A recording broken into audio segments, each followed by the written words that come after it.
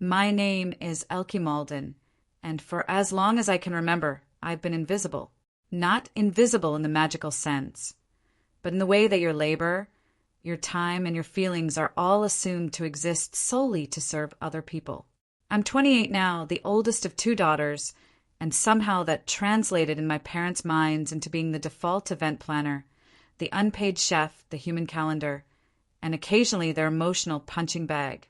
My sister, Leia, is 24, bright, sparkling, and entirely untethered by responsibility.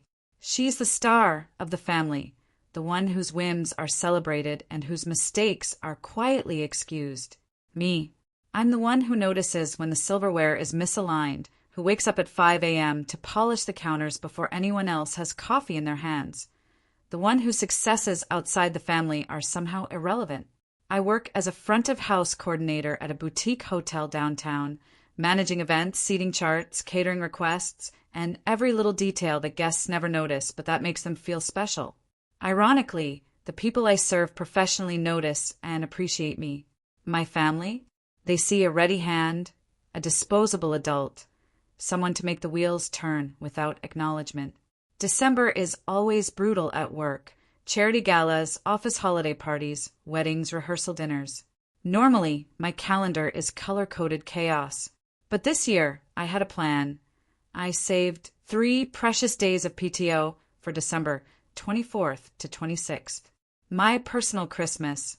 No parties, no cooking for anyone but myself. No running around like a human checklist. Just one day where I could wake up without the weight of everyone else's expectations on my shoulders. I didn't make it far before reality reminded me of its presence. I stopped by my parents' house on December 23rd with a box of hotel cookies, hoping for a quiet hello. Mom was in the kitchen, flour-dusted apron over her cashmere sweater, humming a tune I didn't recognize. Dad was planted on the couch, football game on mute, eyebrows furrowed in concentration. Leia was sprawled across the sectional, bare feet tucked beneath her, phone in hand, capturing angles of herself that I silently envied for their carefree energy. Mom looked up and smiled. That smile, the one I've learned to fear. It's a smile that announces a plan I didn't ask for, that I'll somehow be expected to execute flawlessly. Elki, she said, as if I were stepping onto a stage. Perfect timing. We're having Christmas here this year. Just a small gathering, only about 30 people. 30 people. I froze for a fraction of a second, just long enough to remember that I had imagined a quiet holiday morning, maybe brunch in my pajamas with a single candle on the table. Mom continued, unbothered by my hesitation. Leia invited her art friends, plus a few colleagues. We're doing grazing stations, carving, desserts, all hands on deck for setup, of course. My mouth opened, closed, and opened again. You mean me? Of course, Dad said without looking up. You're good at organizing. Good. I asked, as if suddenly I were learning I'd been speaking a foreign language my entire life. You mean? I'm doing all the work. Mom clapped her hands, eyes sparkling with excitement. I know you'll handle it, dear. You've always been so dependable. Leia lifted her phone in selfie mode. And I'll film the behind the scenes for social media. Don't worry, you'll get all the credits in the background. I placed the cookies down with hands that were shaking more from familiarity than surprise. I wanted to argue, to protest, to somehow reclaim a moment of my life, but the weight of years of compliance pressed me down. I whispered, "Got it," and walked to the kitchen sink, letting the hot water run over my hands, hoping it would wash away more than just the crumbs from the cookies. As I began to list the tasks in my head, turkeys to roast, a ham to glaze, side dishes to prepare, chairs to pick up, rentals to arrange, cocktails to concoct, I felt the familiar knot in my stomach tighten. 30 people, Mom had said, and yet somehow it felt like 300 expectations, all focused squarely on me. This wasn't just a party. This was another reminder of the family I serve but who never serves me. Each memory floated back like ghosts. My 16th birthday, where Leia got gifts wrapped in bows while I received a check with the words for responsibility scribbled in Dad's handwriting. The dinner parties where my hands polished the silver while Leia posed in front of the camera. The countless nights I slept exhausted, having handled the invisible chores of everyone else. I thought about the folder I started last year on my laptop, Elsewhere. Screenshots of Parisian cafes, blue doors, cobblestone streets, small boutique hotels where no one knew my name. Not because I hated my family, but because I longed to exist in a space that was mine, fully mine. I picked up my phone, thumb hovering over Adam's chat. "How's your visit?" he'd asked. I almost typed out everything, the exhaustion, the resentment, the longing, but instead I typed same as always and put the phone down. He understood in a way no one else did. The air in the kitchen felt heavier than ever, scented with lemon cleaner and anticipation. The roasting pan clattered as Mom set it down, and in that sound I heard it, the bell announcing that my life's work, my labor, my compliance, my silent suffering was expected once again, without question, without acknowledgement. For the first time, I noticed the sticky note on the fridge. Menu blank. A dare, a challenge, a declaration. And I realized just for a moment that this Christmas, like so many before it, wasn't mine. It was theirs. The moment Mom handed me the roasting pan, I knew it was going to be one of those nights where my heart beat against a wall I couldn't climb.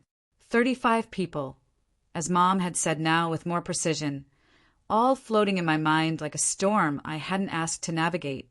The shopping list alone would fill a notebook. 2 turkeys, 1 ham, a salmon for pescatarians, a full veggie station, gluten-free pastries, drinks, rental chairs, linens, chafing dishes. Not to mention that special cocktail Dad insisted would be signature and unique. Leia was already scrolling through Instagram, capturing frames of the kitchen for her Christmas prep aesthetic. Every snap of the camera, every flick of her fingers across the screen, reminded me that in this family my labor was invisible, but her content was sacred. I placed my hands in the warm sink water, letting it run over my wrists. The steam rose like a fog around me, and for the first time in a long while, I allowed myself to feel the simmering anger underneath the exhaustion. Mom's voice cut through the haze. "Elki, darling, I know you're thinking this is a lot, but you've always managed everything so beautifully. I don't know what we'd do without you." The words should have felt like praise, but they landed differently. Each syllable was another reminder that my years of dedication, my youth, my money, my freedom, had been treated as a utility. My voice caught. "Beautifully," I repeated under my breath, because beautiful was polishing silverware while someone else posed in front of a camera. Beautiful was preparing a feast while someone else took credit. Beautiful was a life unrecognized, defined by others' needs. Dad chimed in from the couch. "It's the season, Ella. You know discipline comes with responsibility." That word, discipline, was like a hammer in my chest. I wanted to scream, to throw the roasting pan, and demand to be seen as more than their unpaid assistant. But I only nodded, lips tight, head down, and thought of the Elsewhere folder tucked safely on my laptop at home.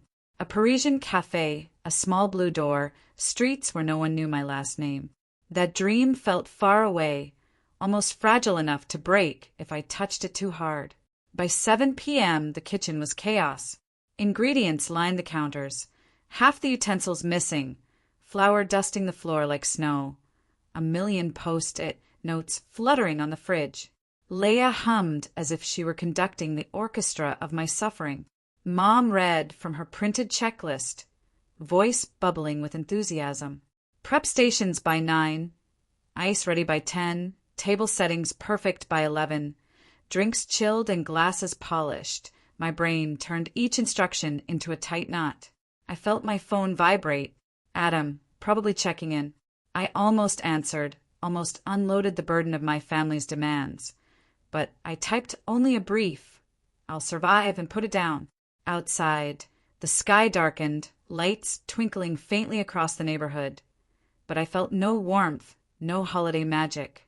Only the cold certainty that my role was pre-written and pre-assigned, with no possibility of opting out. Memories I had tried to bury bubbled to the surface.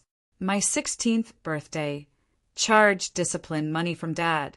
My first apartment, utilities and groceries covered by me, while Leia spent my savings on new outfits. Graduation dinners where I cooked, hosted, and cleaned while Leia's accomplishments were celebrated with champagne toasts and Instagram highlights.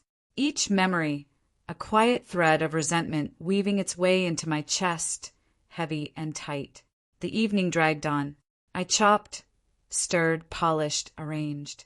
Each motion was automatic muscle memory from decades of serving.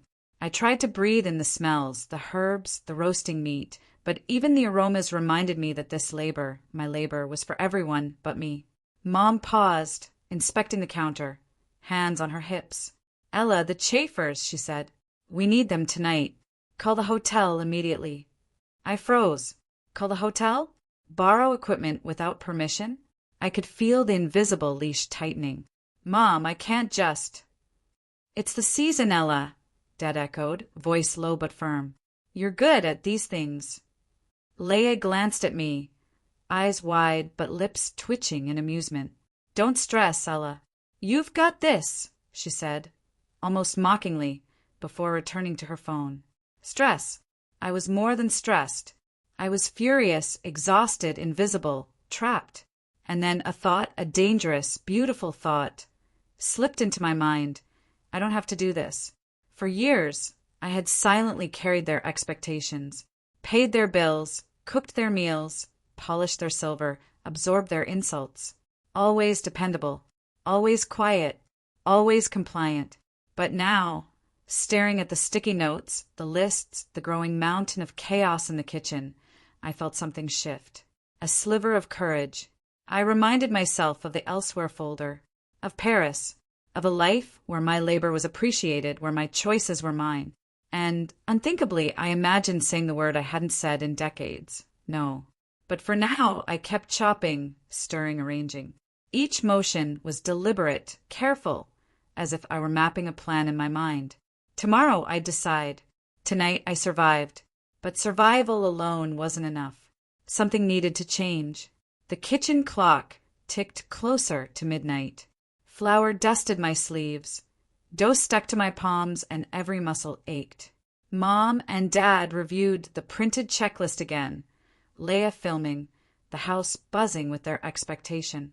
And I realized with a quiet shock that they didn't even know me. They never had. The pang of realization burned, sharper than any exhaustion. I was more than their servant, more than their checklist, more than their unpaid event coordinator. And if I didn't claim that truth soon, I never would. By the time the first snowflakes drifted lazily outside, I was halfway through the turkey prep, hands slick with butter and rosemary. My back ached, wrists burned, and every sense screamed that I had nothing left to give. Yet Mom hovered like a general inspecting a battlefield, clipboard in hand, eyes sharp for any slip.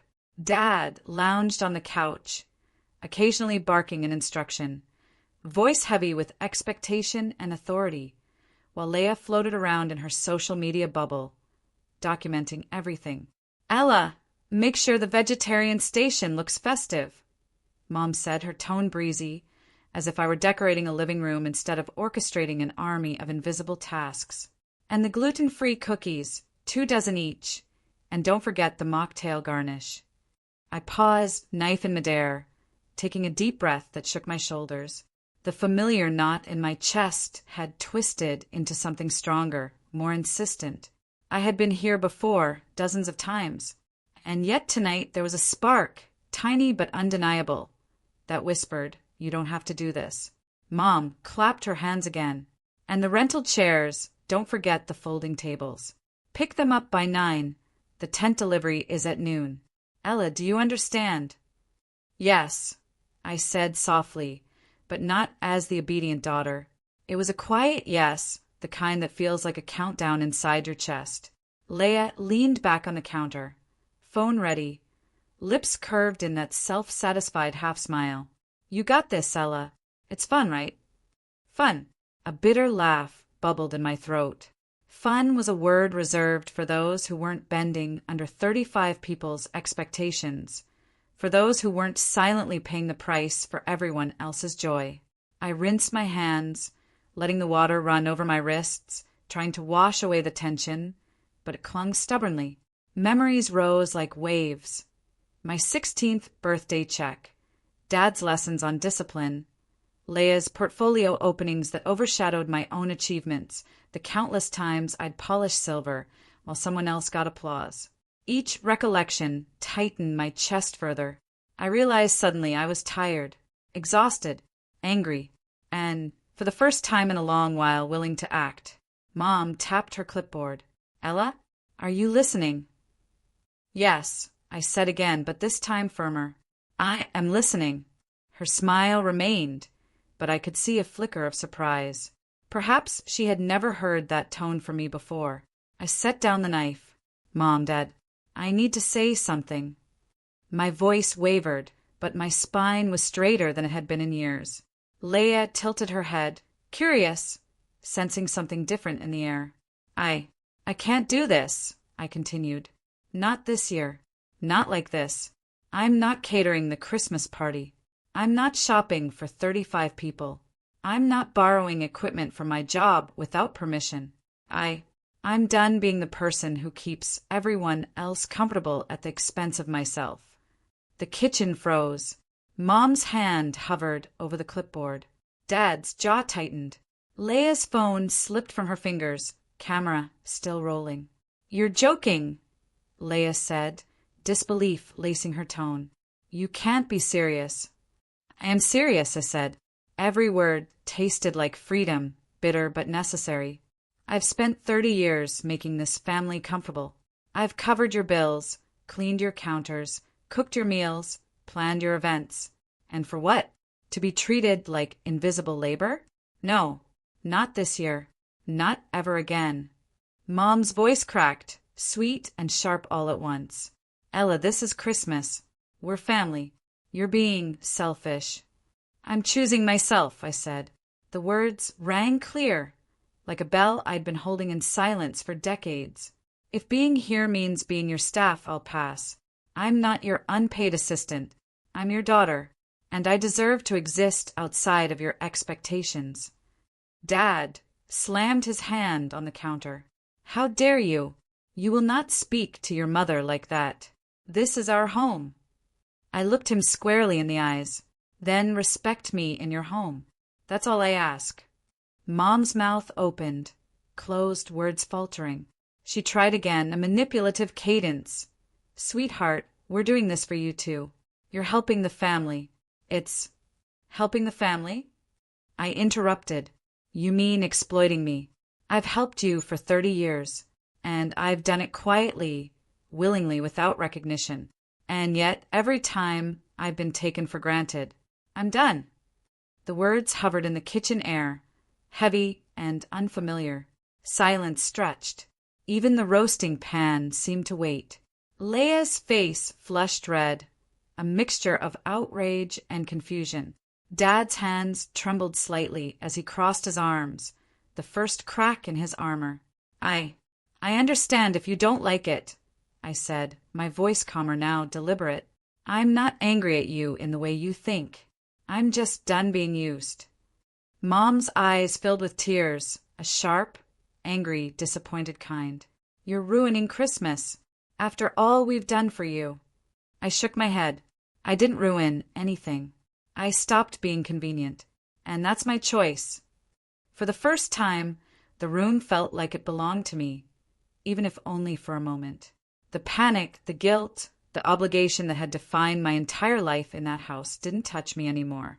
My heart raced, not from fear, but from something entirely new, possibility. And in that heartbeat, I knew something critical. This confrontation was only the beginning.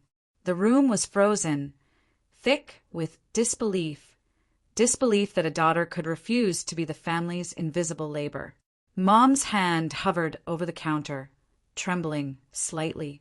Dad's jaw was tight, nostrils flaring with the first real taste of anger I had ever seen directed at me. Leia, red-faced and wide-eyed, finally spoke, her voice a mixture of hurt and outrage. You can't just say no. People are coming tomorrow. 35 people. Yes, I said, quietly but firmly, letting each word settle into the tense air. And if you want a party that size, you'll handle it yourselves. I am not your planner, your chef, your errand runner. I'm your daughter, and for the first time I'm choosing me. Mom's lips trembled as if she were about to unleash a tirade, but instead she paused, perhaps measuring the weight of my words. Dad, still rigid in his posture, growled low in the back of his throat, the sound more animal than human. If you walk out that door, you'll be banned from Christmas. Forever, he said, voice heavy, deliberate. I felt heat rise in my chest, a familiar mix of fear and exhilaration. My entire life, my family had wielded guilt like a weapon, shaping my decisions, tethering me with invisible chains. But tonight, standing amidst the chaos of flour-dusted counters and scattered notes, I felt a strange clarity. Banned. I echoed softly. Then fine. I choose freedom over servitude. If being in your home means being your unpaid staff, I'm out. Leia gasped, pointing at me as if I had committed a crime. You're choosing selfishness. I shook my head, a small, deliberate movement. No, Leia. I'm choosing self-respect. I'm choosing boundaries. I'm choosing my life over a checklist someone else wrote for me decades ago. Mom's eyes glistened, the syrupy manipulation she usually wielded, so effortlessly failing now. Sweetheart, think about what you're doing. This is Christmas. We've done everything for you. You've done everything for you, I said, voice steady. Not for me. I have worked, paid bills, covered groceries, run your parties, and done it quietly. And I've been invisible the entire time. I am done being convenient. Dad slammed a hand onto the counter. Silverware rattled. We are your parents. You will respect us. I met his gaze, steady, unwavering. Then respect me in your home.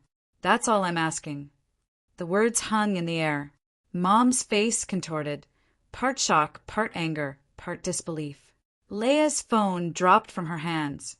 Video recording forgotten.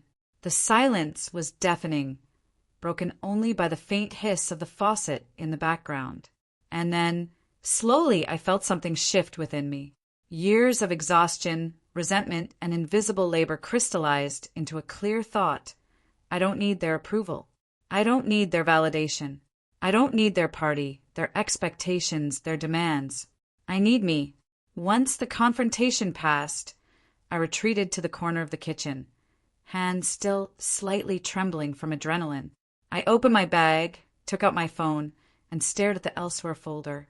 Paris, cobblestone streets, blue doors, cafes that smelled of fresh bread and freedom. My heart ached for it, a mix of longing and possibility. I began making a quiet plan. First, I would leave. Not tomorrow, not when they demanded it. Tonight, I would book a flight, pack lightly, and take my first real Christmas that had nothing to do with anyone else's expectations. Second, I would let them respond as they would. Texts, calls, guilt trips, it didn't matter. This was my life, my decision. And third, I would reclaim a piece of myself professionally and personally. I would not just escape. I would begin building a life that valued me as much as I valued others. The messages started almost immediately. Mom, Dad, Leia, every notification a tiny spike in my chest. Where are the turkeys? Did you pick up the chairs? You're ruining Christmas. We asked for one thing. Each ping was a reminder of the control they had tried to wield for years. But this time I let them sit unanswered. I let the notifications pile up. I let the expectation that I would drop everything and comply die quietly in the corner of my consciousness. I packed a small bag, jeans, sweaters, my toothbrush, passport, a boarding pass I printed in secret. Every item was a declaration. Every fold of clothing, every item placed into the suitcase was a tiny rebellion, a quiet reclaiming of my autonomy. I sent one final text to the family group chat, a single line that felt heavier than any words I had ever typed. I'm not hosting your Christmas party. I'm taking my holiday back. As I closed the door behind me, the cold December air wrapped around my face, bracing and electric. For the first time in my life, the air felt like possibility, not responsibility. The weight of decades of being invisible, exploited, and silenced, lifted fractionally with every step I took toward freedom. I hailed an Uber, suitcase in hand, boarding pass in pocket, and let the city blur around me. Neon lights reflected on wet pavement like scattered stars. Somewhere in the distance, a bell chimed, marking not a holiday in my family's calendar, but a moment in my own. A moment of choice. A moment of declaration. I exist for me and no one else. Paris awaited, silent and distant, a dream until this very moment, now sharply real. And in the back of my mind, I knew tomorrow they would call, they would text, they would demand. But tonight, for the first time in a lifetime, I didn't care. Tonight, I was free. The airport lights blurred past the Uber window as the city dissolved behind me. Every turn of the tires, every passing car felt like a drumbeat marking the rhythm of my liberation. 35 people, 30 years of expectations, decades of silent labor, all fading in the rearview mirror. My suitcase, small and practical, held more than clothes. It carried hope, intention, and a life I was finally claiming for myself. Security lines, boarding passes, passport checks, they all felt like rituals I had rehearsed for years in my mind. Every beep and every glance at my ID reinforced the reality. I was leaving, and this time no one could stop me. I texted Adam one last time. I'm on my way. This one's for me. He replied with a heart emoji. That was it. No judgment, no advice, just presence, quiet and supportive. Exactly what I needed. The flight was uneventful, which was a blessing. I watched as the city lights shrank beneath the clouds, imagining my parents in the chaos of their perfect Christmas party, chasing lists and chairs and imaginary perfection. The thought brought a quiet, ironic smile to my face. For the first time, I felt untethered. No expectations, no obligations. Just air, space, and time that belonged entirely to me. Landing in Paris was like stepping into a photograph I had held in my mind for months. The sky was a soft gray, the air crisp with winter chill, carrying the faint scent of fresh pastries and rain. I wheeled my small suitcase through narrow streets, past cafes with tables spilling onto cobblestone sidewalks, past shop windows glinting with holiday decorations. The city felt alive, yet none of its energy demanded anything from me. It was liberating. The boutique hotel I had booked was tiny and charming, with creaky wooden floors and windows that opened to the street below. A receptionist with a warm smile handed me my key and a small map, her accented English lilting. "Welcome," she said. "We hope you enjoy your stay." And just like that, I was not a servant, not a checklist, not invisible. I was a guest, a person, a human being entitled to existence on her own terms. I dropped my bag on the narrow bed and flopped down beside it, breathing in the quiet. The apartment was modest, but entirely mine for the next 3 days. No calls, no expectations, no lists. I opened my laptop and glanced at the elsewhere folder. Paris streets, cafes, and blue doors, real now, tangible, welcoming. I smiled, a small, private victory. Notifications began immediately. Mom, Dad, Leia. 35 messages at once, each one a mix of panic, anger, and entitlement. Where are the turkeys? Who's handling the chafing dishes? You've ruined everything. My heart thumped. But the fear, the habitual guilt, it didn't touch me. I left them unread, not out of spite, but because their expectations no longer governed me. I dressed warmly and stepped out into the streets, letting the brisk air embrace me. Cafes smelled of croissants, coffee, and cinnamon. Streetlights glimmered on wet cobblestones. I bought a small paper bag of bread from a shop with a blue door, just like the photos I had saved. Warm bread, real and alive, felt like sustenance not just for my body, but for my spirit. As I walked along the Seine, breathing in air that demanded nothing from me, I realized something critical. The weight of decades of being useful, invisible, compliant, and quiet had lifted, fractionally, with each step. I was beginning to taste freedom, but more than that, I was beginning to understand that self-prioritization wasn't selfish. It was survival. I found a small cafe tucked around a corner, the kind of place where you could sit for hours with a book, a coffee, and the entire street flowing past you without anyone demanding your attention. I ordered a cappuccino, took a seat by the window, and watched the world move in gentle, deliberate rhythm. No one called my name. No one expected me to lift a finger. I felt a warmth I hadn't known in years, the kind that comes from existence, not utility. Messages from family continued to ping in the background, but I didn't touch them.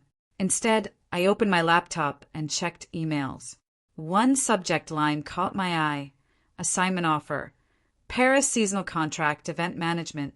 My heart skipped. Months ago, I had applied to this group, a hotel chain I had admired, never expecting the timing to align like this. 3 months, housing stipend, training for a permanent role. A way to work, yes, but on my terms, for people who would value me. I read the email 3 times before letting out a breath I hadn't realized I was holding. The possibilities, the freedom, the acknowledgement, it all felt real. And for the first time, my skill, my labor, and my worth were recognized not as invisible contributions, but as meaningful, celebrated, and professional. I texted Grandma. I think I'm staying here a while. Her thumbs-up emoji arrived almost immediately, shaky but perfect. She had always seen me in the quiet, in the background. And in that recognition, I felt my first truly unburdened Christmas morning approaching. By evening, the streets glowed with golden light. I walked slowly back to the hotel, letting the quiet sink into my bones. I had left my old life behind, at least for now, and in its place I felt possibility stretching in every direction. Paris didn't demand anything from me, and for the first time I realized, maybe, just maybe, I was allowed to breathe. Christmas morning in Paris was unlike any I had ever experienced. The city was quiet, save for the soft tolling of church bells echoing along narrow streets. I sipped my coffee at a tiny cafe, knees brushing the table, inhaling the aroma of freshly baked croissants. Outside, Parisians walked calmly, children tugging at scarves, lovers sharing whispers over steaming cups. And there was me, untethered, unbothered, finally at peace with myself. The messages from my family had multiplied overnight, frantic, accusatory, desperate. Mom's texts were like needles. Where are the turkeys? Did you pick up the chafing dishes? Dad's voice had become literal in text. You've ruined Christmas. You'll regret this. Leia's was a mix of panic and petty anger. You can't just leave me to manage everything. I let the phone buzz against the table, ignored it. My thumb hovered over the screen for a fleeting second. Then I slid it into silent mode. Their words were heavy, yes, but I realized something profound. They no longer had the power to dictate my choices, my energy, or my happiness. Their storm would rage without me, but I would not be swept up in it. I opened my laptop again. The Paris hotel had confirmed the seasonal contract. 3 months, housing included, training for a permanent role in event management. I felt my pulse quicken, not from fear, but from validation. My skills, my hard work, my years of preparation, it was finally recognized. And this recognition didn't come with strings attached, guilt trips, or hidden agendas. I thought of Grandma and sent her a photo of the street outside my window, the blue door for my folder, now real beneath soft gray skies. I think I'm going to be happy here, I typed. Her thumbs-up emoji arrived almost instantly. No lectures, no expectations, just acknowledgement and love. It was enough. Over the next few days, I explored Paris. Cobblestone streets, tiny bookshops, cafes tucked around corners, and quiet bridges over the Seine. Each step felt like reclamation. I wasn't cleaning, cooking, or running errands for anyone but myself.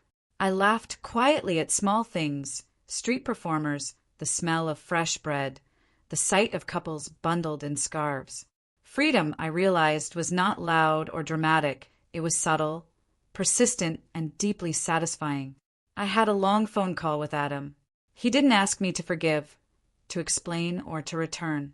He simply listened quietly as I shared my plan for the Paris job and my determination to stay. "I'm here with you," he said, and I knew he meant it. That quiet support, without interference or expectation, was more comforting than any holiday tradition my family had ever forced upon me. Eventually, I did respond to my family, but on my terms. Mom's texts were ignored. Dad's calls went straight to voicemail. Leia begged for explanations, but I typed one message carefully. "I am not your staff. I am your daughter. I am taking my life back. This is not a punishment. This is a boundary." And I sent it. In the hotel kitchen, I began preparing for my first event, not for family, not for approval, but for myself and my career. Every table I set, every detail I managed, every guest I welcomed felt like reclamation of the skills I had always had and always deserved to use meaningfully. For the first time, work felt like expression, not exploitation. Christmas Eve arrived, and I sat by the window in my small Paris apartment, a simple roasted chicken for one on a plate, a candle flickering beside it. No chaos, no lists, no expectation. Just me, and a strange, quiet joy. Grandma had sent a postcard with a tiny drawing of a Christmas tree, her way of sharing the holiday without controlling it. I smiled, feeling a warmth deeper than anything I had experienced in years. The past didn't vanish. It couldn't, but it no longer ruled me. 35 people, years of invisible labor, decades of being taken for granted. There were memories, lessons, and scars. And I had finally, decisively, stepped out of their gravity. I was not their convenience. I was not their checklist. I was Elki Malden, autonomous, capable, and free. I spent the evening walking along the Seine, lights reflecting in the water, feeling the city pulse with life that didn't demand my compliance. I imagined all the plans I could make for myself: professional growth, travel, moments of quiet, opportunities to create and explore without obligation. Each thought was a small promise, a seed planted for the life I was claiming. That night, as I returned to my apartment, I looked around at the small space that was mine alone. The window overlooking the street, the soft light of the candle, the suitcase unpacked just enough to signal new beginnings. I realized the truth. Freedom didn't require fireworks or dramatic gestures. Freedom required choice. And I had chosen, for the first time in my life, myself. My phone buzzed once, a single message from Grandma. "Merry Christmas, darling. Enjoy it for both of us." And in that moment, I understood I had not escaped. I had arrived in a life where my labor was valued, my choices respected, and my existence celebrated. I wasn't a servant, a checklist, or a silent witness anymore. I was Elki Malden, fully present, fully alive, and finally free.